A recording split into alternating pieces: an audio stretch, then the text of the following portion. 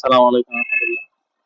আমি ডাক্তার Hatem Sajjad Mohammadul Karnain, veterinary officer, Gazipur safari park, Bangladesh forest department.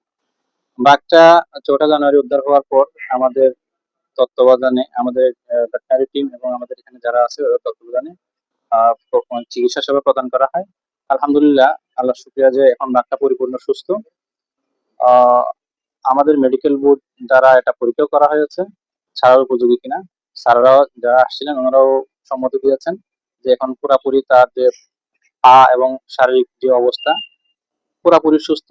সুন্দরবনের ন্যাচারাল পরিবেশে বাঘটাকে অবমুক্ত করার জন্য সে সার্টিফিকেট পাওয়ার পর আমরা সিদ্ধান্ত নিয়েছি যে আগামীকাল 12ই জুলাই আমরা এটাকে সুন্দরবনের প্রাকৃতিক পরিবেশে তার নিজের ভূমিতে তাকে আমরা অবমুক্ত করে দিব।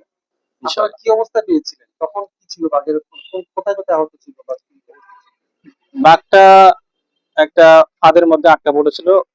ওটার বাম পা মূলত ফাঁদের মধ্যে আটকা ছিল। ফাঁদে আটকে যাওয়ার কারণে ওর বাম পায়ের স্কিন, চামড়া এবং মাসল, মাংসপেশি, নার্ভ, তারপরে ব্লাড ভেসেল, এমনকি তার যে টেন্ডন ছিল টেন্ডনও তার ক্ষতিগ্রস্ত হয়েছে। টেন্ডন ছিঁড়ে গেছে।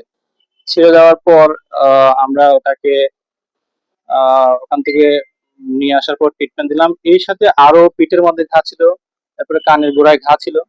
এই ঘাগুলো আমাদেরকে ড্রেসিং এবং ট্রিটমেন্ট দিতে হয়েছে। তো ঘাগুলো শুকাতে দীর্ঘ 3 মাসের কাছাকাছি, 3 মাসের একটু বেশি সময় লাগছে। এপ্রিলের প্রথম দিকে ঘাগুলো শুকিয়ে গেছে।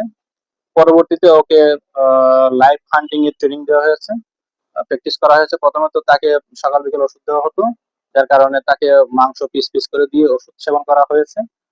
পরবর্তীতে যখন ওর ঘাগুলো হিলিং হয়ে গেছে এবং সুস্থ হয়ে গেছে, তখন আমরা তাকে বড় মাংস, পরবর্তীতে লাইভ হান্টিং করানো হয়েছে। আহ, থেকে শুকর শুকর দিয়ে লাইভ হান্টিং এবং ছাগল দিয়ে লাইভ হান্টিং করা হয়েছে।